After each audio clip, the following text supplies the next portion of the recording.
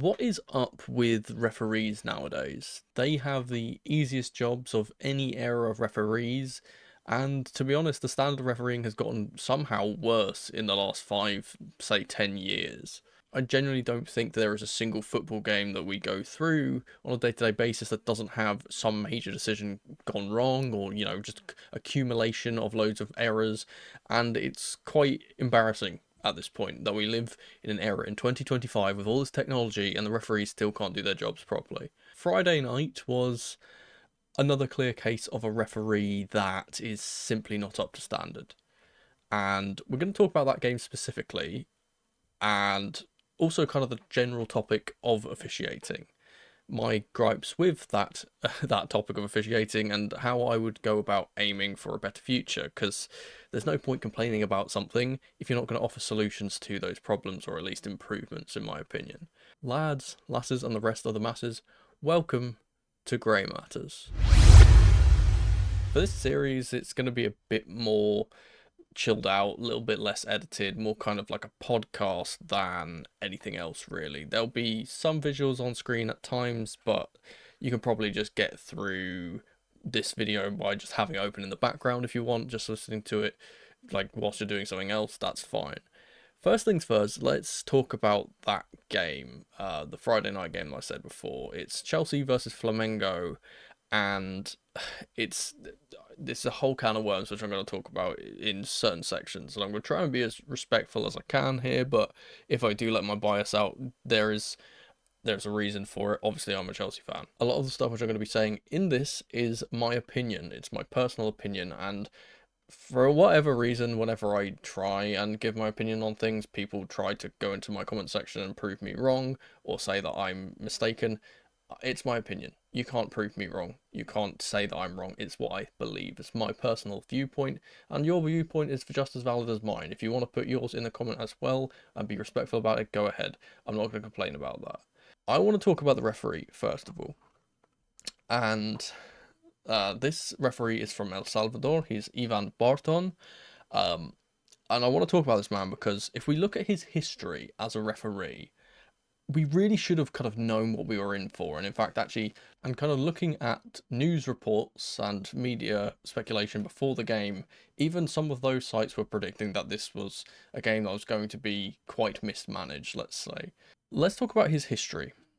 During the 2024-25 season, so the season just gone, he handed out a massive 122 yellow cards and 8 red cards in just 23 games. That's 23 games. That's crazy. That's over a third of the matches that he has officiated that have got a red card in them. That's 5.3 yellow cards per game. And these games come across general, like loads of different competitions. They're obviously the Salvadoran top flight, where his main kind of focus is, I imagine, as an El Salvador native. The Saudi Pro League he's done for, and then of course some international qualifiers as well. He's also notoriously the ref that kind of dished out 4 red cards in that USA Mexico game back in the Nations League in 2023, and again that game had 9 yellow cards in it. That kind of made that game kind of spiral out of control pretty quickly. And to me, it's clear, and again, I don't want to be harsh here and single out the referee because he's not the only one that does this. I'll say that outright. There's many referees that are worse than him. There are many referees that are better than him. That's just the way of life.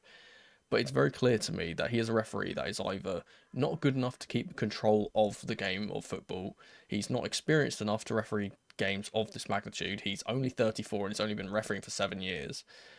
He's a ref that wants to make the game all about himself and grab the headlines, or he's a ref that is far too easily swayed by the crowd. Obviously, Flamengo had a massive majority in the stadium. It was obvious that was going to happen anyway, considering the proximity to the North America that Brazil is in comparison to the UK. It's much easier for them to get there. And it's either that or some combination of all of those things. And I wanted to kind of highlight here, and I'll put a clip of what I said during my watch along. Obviously, I do a watch along for all of these games in the Club World Cup. If you want to see those, check out the channel on the day of the games. I'll be doing those. But here's a clip from my watch along on Friday, and it's it's very telling of what this referee was doing and how poor he was overall. Because this is at the end of the first half, and it's basically me just saying that, hey, look, the guy is just not competent enough to do this. It's going to be scrappy. The referee is running the risk of making this game dangerous. And there's another one, late one from Delap on their centre back, and he's given a card for it. And it's a really big shame that the game went this way, and there was a lot of blemishes on this game because, as I was very right to do so, throughout the majority of my watch along, I was giving Flamengo a lot of praise. This should have been a momentous win for them, and without any kind of questions or again blemishes on that, because they played phenomenally throughout. They definitely outplayed us on the day, and I'm not too biased to admit that. I'm not gonna say, oh, we lost because of the referee, blah blah blah. I'm not that type of person. They definitely played better than us, and they were value for the lead when they got it. But again, it's that kind of tainted victory because there's so many things that happened in this game that were very much in their favour, and it's like, well, why have you taken away that kind of right for them to earn it themselves rather than be given it? In general, the bias from the referee, whether intentional or not, because you can have unconscious biases as well, whether it's intentional due to the crowd or what have you, it was very clear throughout. Soft fouls for any time they got touched. There was fouls not given to us that were clearly there. Yellows were given to us for absolutely nothing, and then no yellows were given to them for absolutely something. And he basically, the thing which really bugs me, and it's quite telling in the fact that this is kind of like he was trying to help them as much as possible kind of way, was the fact that they only started handing out yellow cards to Flamengo after the game was already over. All three of their yellow cards that they get in this game are after they've obviously gone ahead and after Nicholas Jackson has gotten red carded. So it doesn't really affect them in any way. And that's the thing which bugs me, because it's one of those things where if these yellow cards come earlier and he actually does his job properly, maybe they don't make those rash challenges. And again, as I said in that clip, if he referees the game properly and has proper control over it, these types of challenges, like the one from Jackson, for example, late on, don't happen. And let's be honest, if Jackson was a bit more forceful with his challenge, he could have really hurt a player. There's one later that I kind of mentioned as well, or I mentioned before that clip, is it's Liam Delap going on a player, and that could have caused some issues too. And it's not just from Chelsea's side; this is happening from the Flamengo players as well. And it's again, it's a matter of danger. Like, the referee has to protect the players. That's his main job. It's not just to officiate; it's to protect the players. And it's one of those things where this game became really scrappy and became kind of forceful, and there was a lot of fights and a lot of kind of after challenges and stuff because he wasn't keeping on top of the game as well as he should have been. Now, I want to briefly talk about the location of referees and like where you kind of source your referees from. Um, I spoke about this a little bit on stream, and though it's not really important, it's probably not too big of an effect. I do think it's a bit weird to have a referee that is from Central America and from that side of the world refereeing a game where one of the teams is from that part of the world and where the culture is similar, not the same obviously, but similar. Languages are similar, not the same again, but similar. And for refereeing a team that they had more South American players than we do. We only have Enzo and Caicedo that come on the pitch. They have 5 in their team. They have a lot of Spanish-speaking players as well. Obviously, he is a Spanish-speaking referee, and that's part of the reason why he's been appointed. But when it becomes these types of international tournaments, and you see kind of, two clubs from 2 different continents, I feel like the referee and the other officials as well have to be from a completely different part of the world. I feel like this referee needed to be an African referee or an Asian referee, or maybe a referee from Australia, though Australia has a little bit of connection to Britain, so maybe not that. But you know what I mean. It's like saying, hey, and though it's not close enough to be this egregious by making a hyperbolic metaphor here, but it's like saying that we have a World Cup game between Brazil and England, for example, and the referee is from Brazil or is from England or Ireland. It's one of those things. Or like, hey, we've got a game between Serbia and Greece, and the referee is from Albania, for example. It's like, you don't do that because of certain things going on. And I think they're just, again, the referees need to be neutrals in every sense of the word. And I think that even, again, as I said, even if it's subconscious, not intentional bias, it still happens because again he's got more of a connection to Flamengo than he does to us because we're an English team with basically basically hardly any American Spanish speaking players. And again, that's not me accusing him of any deliberate bias. It's just kind of a cultural thing. People gravitate naturally towards people that are more like themselves, and I think that that could definitely have been a kind of contentious factor here. I want to talk about some of the major decisions because that kind of is what led me onto this um, this rant in general, and I'm going to talk about officiating in general after this. But let's talk about some of the decisions which I clearly disagree with. First of all is the yellow card for Caicedo. It's a tackle on Jorginho, who clearly wins the ball. By the way, and this is an issue we've seen with Caicedo a lot. Is that I think that referees don't understand that he is so good of a player and he's so good of a tackler that he's able to get balls from the opposition from angles that don't seem like you should be able to go get them, right? So this is a tackle from behind, and the referee has blown this whistle very quickly. And again, there's a lot of diving, a lot of soft falling over and play acting from the Flamengo team throughout this game. And again, that's maybe just a cultural difference between us for over here in England and them in South America. Their game must be a lot softer in terms of the amount of contact you can do before you go down. And Jorginho, even though he's played in England and has been for a long time, clearly still has got some of that in him because this is a complete flop to the floor. He's rolling around like he's in pain. He hasn't even been touched. If you watch the replay of that tackle, he does not touch Jorginho at all. Certainly not enough for him to be making that reaction. I think this is a situation where Caicedo should be winning the ball and the referee should be booking Jorginho for this kind of play acting. It's disgraceful. There's no place for it in football. Absolutely no place for it in football. For him to be rolling around like he's been hacked down or seriously injured is stupid in the first phase. It's cheating because he's trying to con the referee into giving a foul. And thirdly, it's actually dangerous because if this keeps going on and there's all this play acting and stuff, and then someone does actually get hurt, and the referee just thinks, well, he's just play acting again, then it's a bad precedent to set. And I'll talk about that a little bit more when I talk about officiating in general. There's a clean tackle from Cucurella on Wesley, I think it is, who's going through on goal, um, which again is ridiculous. He wins it. It's a blatantly clean tackle and it's absolutely beautiful. I even celebrated the tackle when it happened on my watch along because it was that good. That goes against us and they get a free kick outside the box, which is egregious. And then he's carded for I guess a push for something. He's got hands on his opponent, but he hasn't really even done anything to him. And it's Cucurella, who is about 5'8", up against Leo Pereira, I believe it is. It's one of their centre backs, who is again like over 6 foot, big dude, and he gently touches him, and he falls over and flops on the floor like a fish, or like a salmon, or like a wally. And again, he gets carded for that for literally nothing. It's again so stupid because if they did it to us, we wouldn't have gotten a yellow there. We have Delap getting carded for bumping into one of the centre backs, and guess who it is again? Leo Pereira jumping to the floor and rolling around on the floor like he's an idiot. He gets carded for that. But those ones are just again they're yellow cards and stuff. They don't impact the game very much. What does impact the game though is the really big decisions here. The first one I'm going to talk about is the non-penalty on Enzo Fernandez.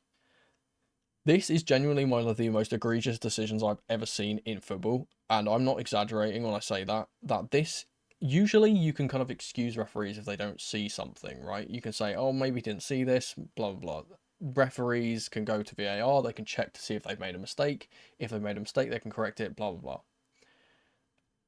This player, and I'm not sure who it is, it might be Wesley, I'm not sure, has got a clear grasp of Enzo Fernandez's shirt when he's ran into the box. It's clear as day. And you know what's the most egregious thing about this? It's not that it's clear from the camera's point of view, and on a VAR check they should be clearly seeing this from all the stadium cams. It's the fact that they have access to the referee cam. Right, we get access to, in this competition, we get access to the referee cam, where it's a mounted chest camera that shows everything the referee sees. And when they show the replay of this ref cam, you can clearly see Enzo being grabbed in the chest on his shirt. And the referee somehow has just not seen it. And it's genuinely embarrassing. If it's incompetent, it's embarrassing for the referee that he's somehow not seen that because it's clear. If it's an issue with the VAR, then it's embarrassing because it's incompetence on their part for not spotting it and not telling him to correct himself. Or, and this is the most unlikely scenario, it's clear him ignoring the challenge because he doesn't want to give us a penalty. And this is in such an interesting time of the game, right? And again, I don't like to say that the referees are. I already said this. I feel like Flamengo played this game really, really well, and they deserved all their goals. They deserved to win the game overall. But this is one of those situations where if we get this penalty, it is about 1 minute away from half time. We go 2-0 up from this penalty, let's say we score it, which we probably will. We have one of the best penalty takers on the planet in Cole Palmer, and we go 2-0 up. The game is completely different in the second half because we don't play the same way, because we don't go hunting for another goal. We sit back and we defend our lead like we've been doing in recent games. We've been unbeaten in the last. We've won 9 of our last 11, and a majority of those have been 1-0, 2-0 wins, and just keeping clean sheets and being pragmatic and then able to win that way. In fact, instead of that, we come out in the second half and we know we have to go get a goal, and that kind of leaves us a bit more exposed. And obviously, Flamengo play really, really good football off the back of that, and they get back into the game. And it's one of those situations where one moment in the game, from the referee being genuinely either very, very biased or completely incompetent, has ruined the game for us. And I feel like I say this every single game. And this is the reason why I've kind of brought this up and I'm doing this as a rant video, because I'm genuinely sick and fucking tired of having to talk about the referees in every single one of my match previews, every single one of my match reviews, every single one of my watch alongs. I'm constantly talking about them because, again, they just seem to be these types of people that want to get in the headlines all the time.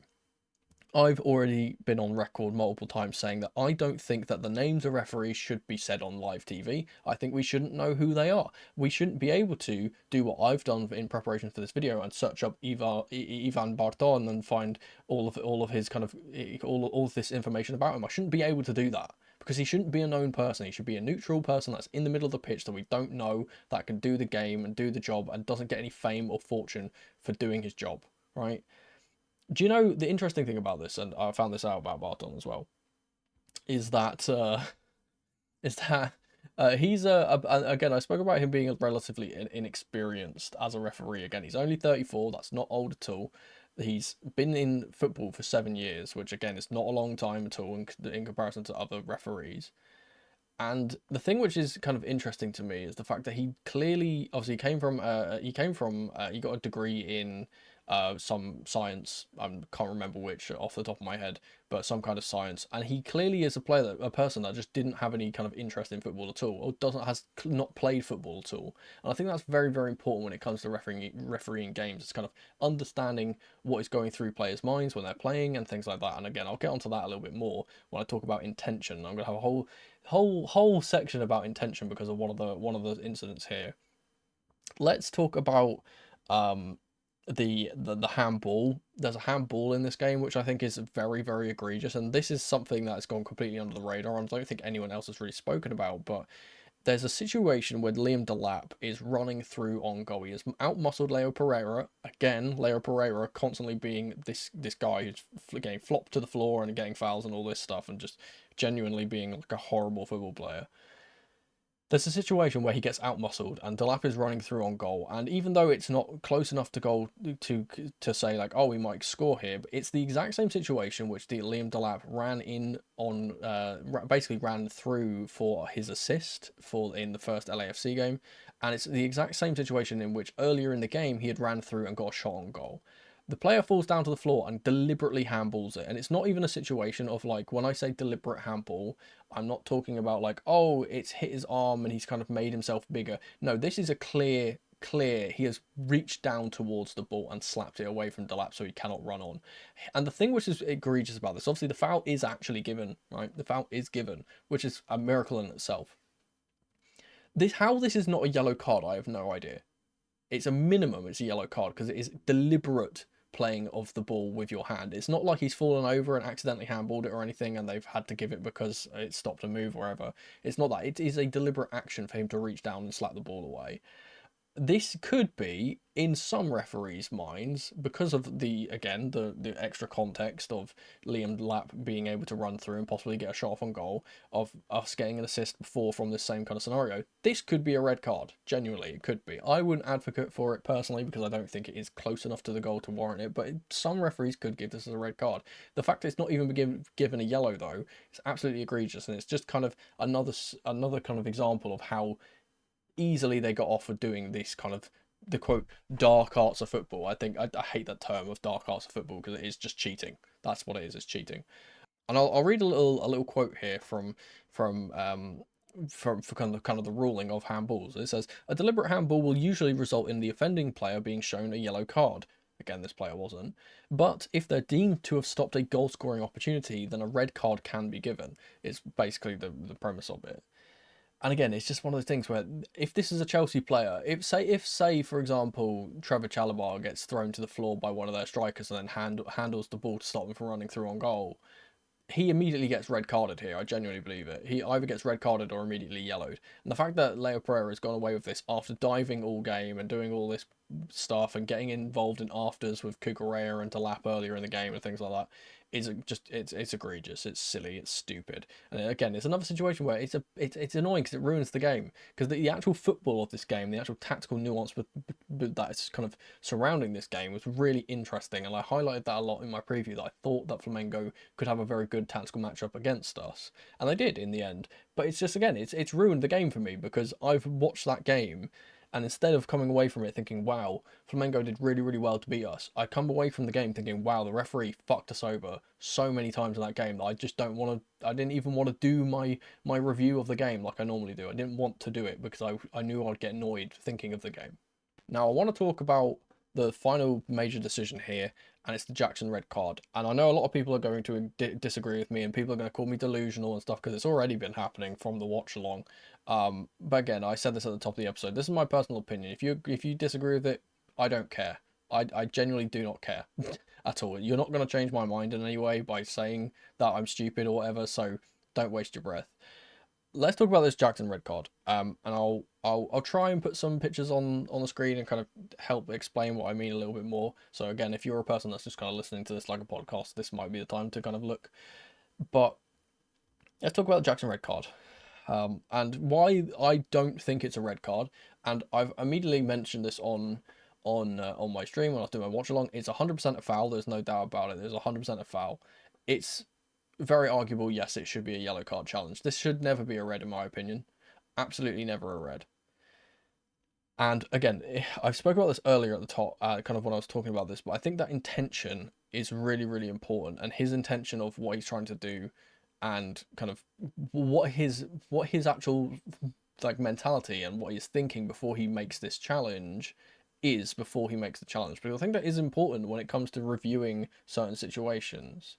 Now, first of all, I think that the reaction of the player that gets impeded by this challenge is absolutely shameful. He rolls around on the floor again. This was happening all game, but he rolls around on the floor like he's broken his leg, and I genuinely thought at the time, oh god, this is a leg breaking challenge because of the way that he reacted to it. And the referee, without hesitation, has immediately blown his whistle and issued a red card without even really thinking about it. And I think the majority of his kind of decision was made up ahead of time by the reaction of the player and by the yelling and all that stuff. The thing which is embarrassing about it is the fact that he's had this and he's been, rolling around the floor like he's been killed or he's been lacerated or, had a leg snapped, whatever. But about a minute later, he's back on his feet walking around like nothing's happened because nothing really did happen. It's a slight. I think the worst part of it, and obviously they're kind of giving this red card, and they're talking about this because of the height, right? This is the main kind of contentious thing about this is like, oh, the kind of determining factor, the reason that Jackson's been sent off is the height of his foot is quite high up the shin, but he's not actually complaining about the shin being hurt. If you actually watch him, he's not only holding his face, which I think is really silly, but it's actually him getting stamped on, the getting the foot kind of landing on his own foot, as it were. Which again, I think is very funny considering that the whole reason for him being sent off here is height, and he's not even complaining about the high challenge, he's complaining about the low one. And now I bring it back to what I said earlier about the referee's experience and the fact that this referee is clearly someone who has not played football and didn't. Again, maybe I'm wrong here, but nothing I've searched online I can find anything about him playing football previously, or being a previous coach or anything, or having that general understanding of playing football and what your kind of intention is when you're trying to win the ball.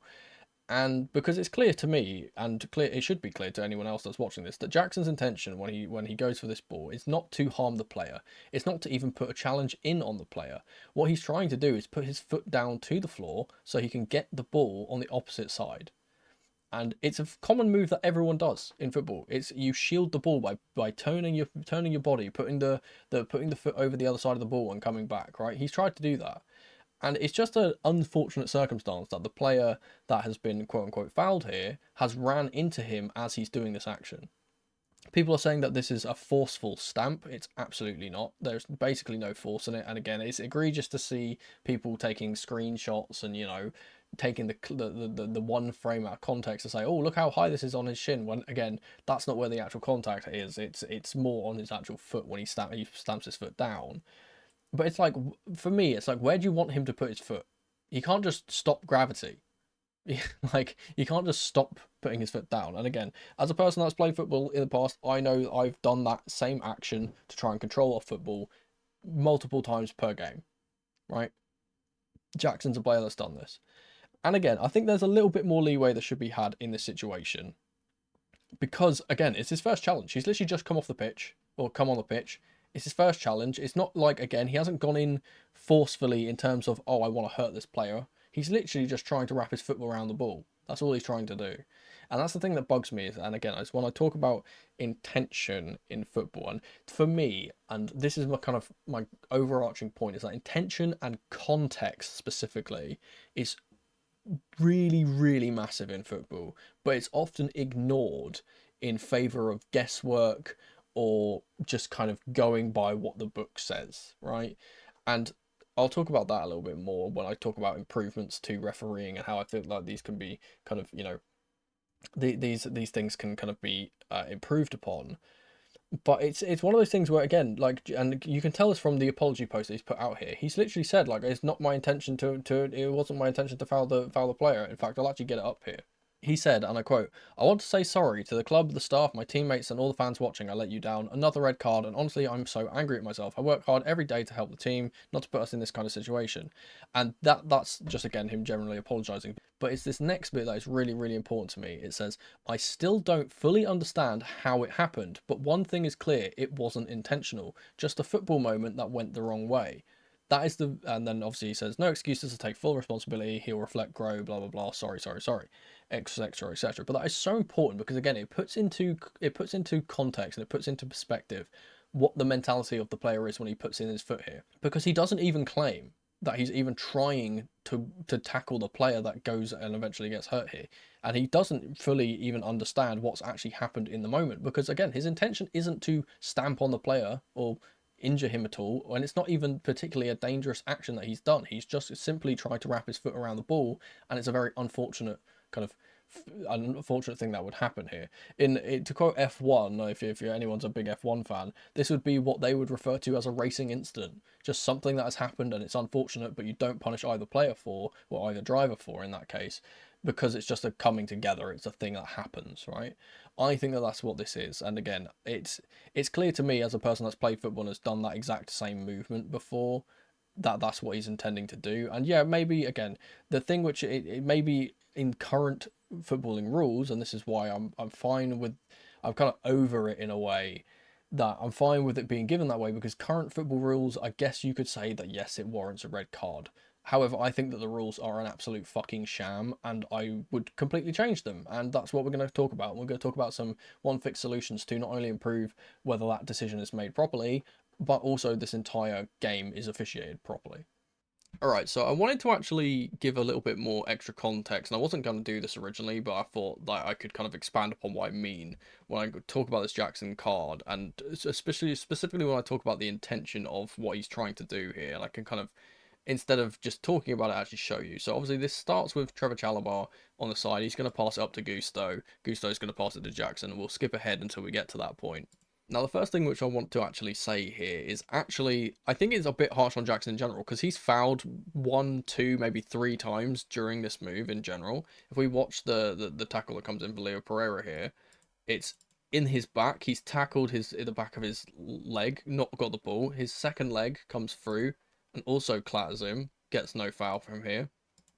Then he gets fouled by this player. Gets very lucky that the ball goes through his legs, and then obviously it goes on and we have the accident.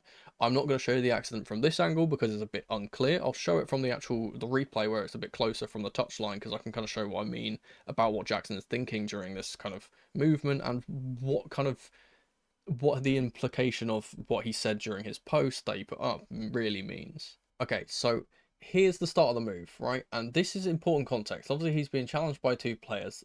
That's not the point about this. What I want to focus on and what I want you guys to really kind of, look at during this move is watch Jackson's head and more specifically his eyes, where he is looking. At the moment, he is looking towards the ball on the floor. His head is completely down, right? He does not know what's going on here. No idea what's going on here. He is looking this way towards the ball. And because he's trying to do close control dribbling, his focus is solely on the ball here. As we play this on, and I'll slow it down to about 0.5 times speed. As the ball goes through, he notices, oh, the ball's gone this way. Again, eyes purely fixed onto the ball. No idea what's going on ahead of him. He's clearly looking at the ball. Then he decides, you know what? I need to get. Obviously, he's seen Malagusto has ran on, and he thinks, obviously, as he's surrounded by players, he thinks, I need to get my body across to this side of the ball so I can either shield the ball or play it this way, right?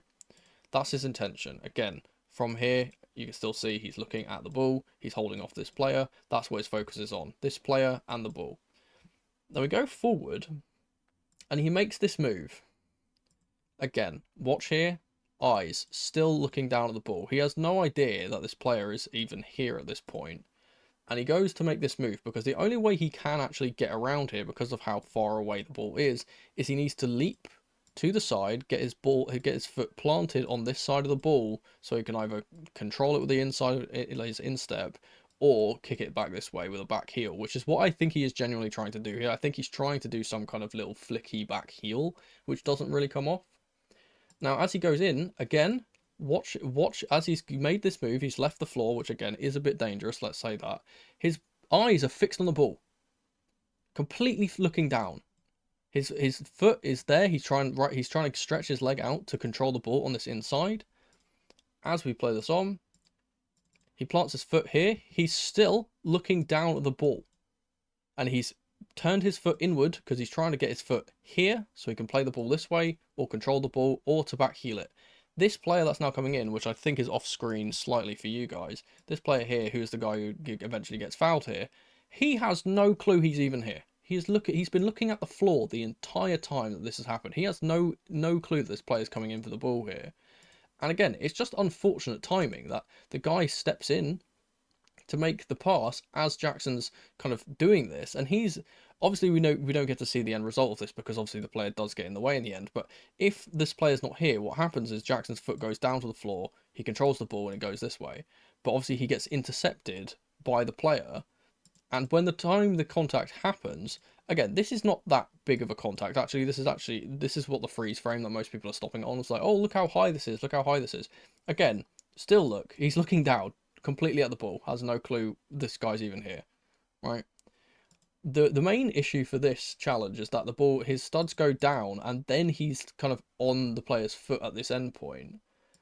And now this point where his foot is now on top of his foot is when the player is reacting. You can see, oh, this is when he screams. And the referee at this point has seen the challenge. He's seen the studs go into the leg, hasn't decided to blow the whistle at all. Again, Jackson now has kind of realised, oh shit, I've ran into this guy at this point, but his eyes are still down on the floor, not even looking that this guy's even here, which is, again, part of the reason why he said in his post, he's like, he doesn't even know how it happened. He said, I don't even know how it happened. And it's genuine, that's the genuine truth here, because he has no idea the guy's even there. He's just looking at the ball and trying to get the ball backwards.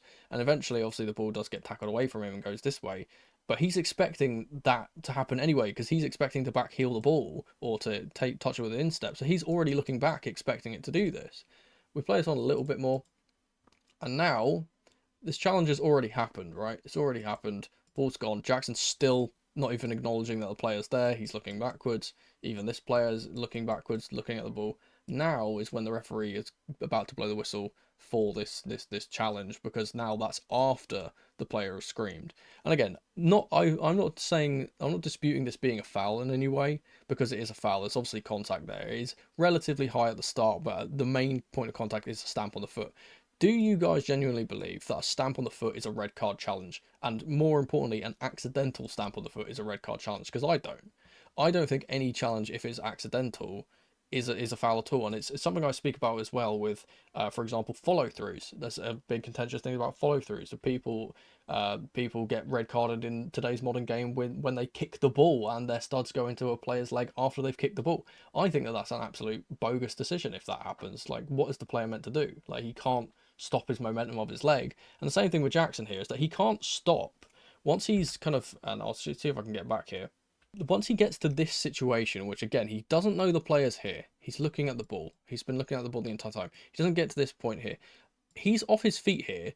There's zero way of him being able to stop what's about to happen from happening at this point. I genuinely don't believe there's a single thing he can do, even if he was aware of the player being there, to stop his momentum here. He's already off the floor. He's already decided he's going to be going to this side of the ball and trying to get it this way.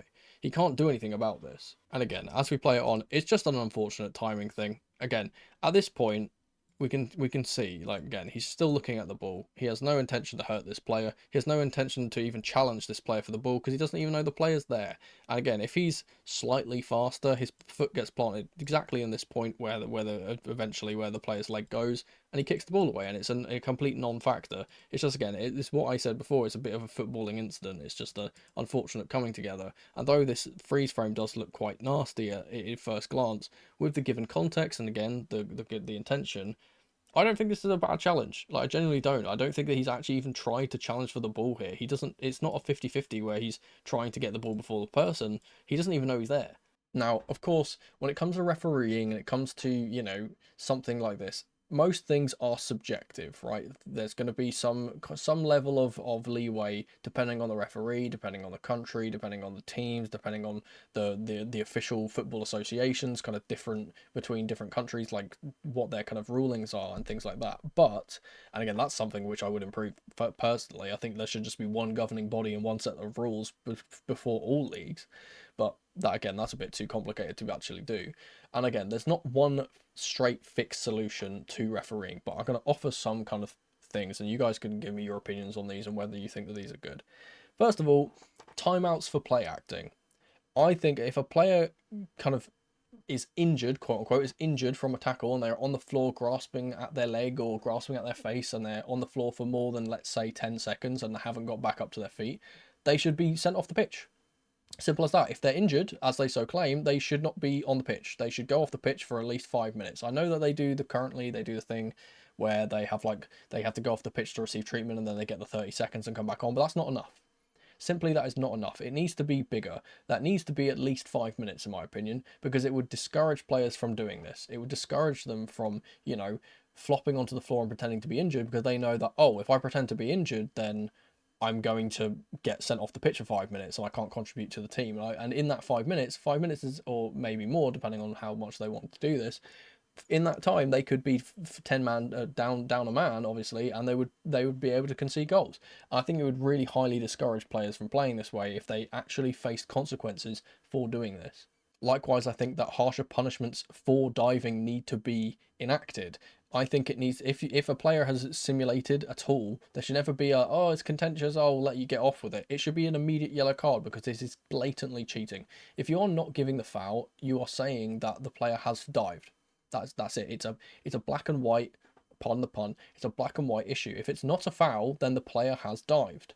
That is it. That is clear. There's no in between kind of grey area here where it's like, oh, well, he hasn't dived, but he also hasn't been fouled. Well, no, because if he hasn't been fouled, then he's diving, quite clearly. And if you're going to stand on your own business and say that your word is good, then you need to say it's either, yes, I think that you were fouled and I give the foul, or no, I don't think you were fouled, and therefore you should be booked because you have fallen over and it is not a foul. And again, this is something that would lead to a lot more yellow cards, which is something I kind of don't encourage. But it's more so about deterring players from diving into play. It kind of encourages players to stay on their feet more, because it's a problem with modern football in general. The players just fall over too easily. They're not tough enough half the time. They fall over at the slightest touches. They're diving in the box trying to win penalties and things like that, and it's embarrassing to our sport. On the flip side of that, you could also do the opposite, in fact, and actually give softer fouls. If there's a slight push in the back and it doesn't seem to be, it doesn't seem to be too bad, but it's still technically a foul, then give it, because then players wouldn't have to dive. They wouldn't have to dive. There's so many situations we see this where players get slightly impeded in the box and they flop to the floor and they have to do this big overreaction to try and get the referee's attention. And they wouldn't need to do that if the referees just gave those small challenges. For example, this one with Enzo Fernandez, like I spoke about, is he's grabbing his shirt and he's obviously had to dive to the floor, technically, or like fall to the floor and throw his hands up in the air to try and win this penalty, because the referee is never going to give it unless he does that. And it's something I don't like to see. I don't want to see my player having to do that. And even the fact that even though he did do this and he didn't get the penalty is egregious, but it's a clear foul. It's a shirt pull. And that leads me on to my final point here, in the fact that rules, if we're having rules or having regulations, they need to be defined, not subjective. They need to be binary matters. Like, for example, in that situation I just said, is hands on the shirt, is grabbing a player's shirt a foul or not? It should be a clear yes or no. There should not be a situation where it's like, oh, well, it's the kind of central position thing where it's like, I think that we should do this. I think that we shouldn't do this. And then the person in the middle is like, well, why don't we just do some of this? But then obviously that doesn't solve the solution at all. And it's a similar thing here where it's like, do you think grabbing a player's shirt is a foul, for just using that as an example? If yes, then any time a player has his shirt grabbed, it should be a foul immediately. If it's in the penalty box, it's a penalty. If you think it's a foul. If you don't think it's a foul, then shirt pulling should be completely fine. You should be able to you should be perfectly fine to grab someone's shirt and rip it off their back, because that's the way you've ruled it. It shouldn't be this in the middle grey area thing of like, well, yes, sometimes you can pull someone's shirt, but sometimes you can't. Like, how does that help anyone?